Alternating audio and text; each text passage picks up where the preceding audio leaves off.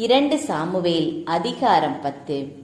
அம்மோனியரையும் சிரியரையும் தாவீது வெல்லல். இதன் பிறகு அம்மோனியரின் மன்னன் இறந்தான். அவனுக்கு பதிலாக அவன் மகன் ஆனூன் அரசாண்டான். நாகாசின் மகன் ஆனூனுடனான நான் நம்பிக்கைக்குரியவனாய் நடந்து கொள்வேன், ஏனெனில் அவன் தந்தையும் என்னோடு அவ்வாறே நடந்து கொண்டார் என்று தாவீது கூறினார்.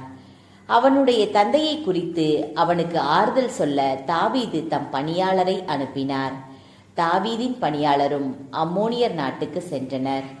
ஆறுதல் கூறுமாறு ஆள்களை அனுப்பியதால் தாவீது உன் தந்தையை மேன்மைப்படுத்துகிறார் என்று நினைக்கிறாயோ? நகரை கண்டு வேவு பார்த்து அதை அழிக்கவென்றோ உன்னிடம் தாவீது தம் பணியாளரை அனுப்பியுள்ளார் என்று ஆனூனிடம் அம்மோனிய தலைவர்கள் கூறினார்கள். எனவே ஆனூன் தாவீதின் பணியாளரை பிடித்து அவர்களுடைய தாடியில் ஒரு பகுதியை சிரைத்து அவர்களுடைய ஆடைகளை இடுப்பு வரை கத்தரித்து அவர்களை அனுப்பி வைத்தான். இது தாவீதுக்கு அறிவிக்கப்பட அவரும் தம் பணியாளரை சந்திக்க ஆள் அனுப்பினார். உங்கள் தாடிகள் வளரும் வரை எரிகோவில் தங்கி பிறகு திரும்புங்கள் என்று அரசர் சொல்லி அனுப்பினார். ஏனெனில் அவர்கள் மிகவும் அவமானப்பட்டிருந்தனர்.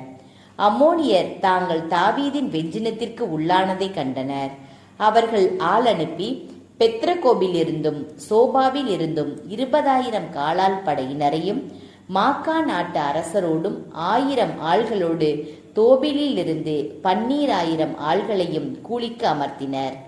தாவீது இதை கேட்டு மோவாபையும் வலிமைமிக வீரர் அனைவரையும் அனுப்பினார். அம்மோனியர் புறப்பட்டு வந்து நுழைவாயில் அருகே போருக்காக அணிவகுத்தனர். சோபாவில் இருந்தும் ராகோபில் இருந்தும் வந்த சிரியர்களும் தோபையும் மாக்காவையும் சார்ந்த ஆள்களும் திறந்த வெளியில் தனியாக இருந்தனர். தனக்கு எதிராக முன்னும் பின்னும் போர் அணிகள் இருந்ததை கண்ட மோவாபு இஸ்ரேலின் வலிமைமிகு வீரருள் சிலரை தேர்ந்தெடுத்து சிரியருக்கு எதிராக நிறுத்தினார்.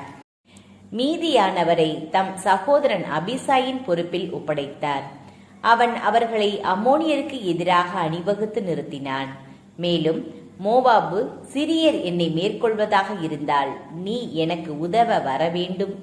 நம் மக்களுக்காகவும் நம் கடவுளின் நகர்களுக்காகவும் நாம் வீறு கொண்டு போரிடுவோம். ஆண்டவர் தம் விருப்பப்படி செய்யட்டும் என்று கூறினார். மோவாபும் அவரோடு இருந்தவர்களும் சிரியருக்கு எதிராக போரிடுமாறு அணிவகுத்து சென்றனர். சிரியர் புறமுதுகு காட்டி ஓடினர்.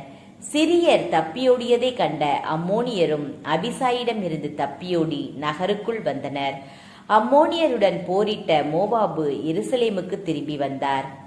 இஸ்ரேலரிடம் தாங்கள் தோற்றதை கண்ட சிரியர் மீண்டும் ஒன்றாக கூடினர். அததேசர் ஆள் அனுப்பி யூப்ரத்தீஸ் ஆற்றுக்கு அப்பால் இருந்த சிரியரையும் திரட்டிக் கொண்டு வரச் செய்தான். படைத்தலைவனான சோபாக்கின் தலைமையில் அவர்கள் எலாமுக்கு வந்தனர். தாவீது இதை கேட்டவுடன் அனைத்து இஸ்ரேலையும் ஒன்று திரட்டி யோர்தானை கடந்து ஏலாமுக்கு வந்தார். சிரியர் தாவீதுக்கு எதிராக அணிவகுத்து அவரோடு போரிட்டனர். சிரியர் இஸ்ரேலருக்கு முன்பாக புறமுதுகு காட்டி ஓடினர். சிரியருள் 700 தேர் வீரர்களையும் 40,000 குதிரை வீரர்களையும் தாவீது கொன்றார். மேலும் படைத்தலைவன் சோபாக்கை அவர் வாளால் தாக்க அவனும் அங்கே மடிந்தான். அததேசருக்கு கப்பம் கட்டி வந்த மன்னர்கள் அனைவரும் இஸ்ரேலரிடம் தாங்கள் தோற்றதை கண்டு அவர்களோடு சமாதானம் செய்து அவர்களுக்கு பணிந்திருந்தனர். இதற்கு பின் சிரியர் அம்மோனியருக்கு உதவ அஞ்சினர்.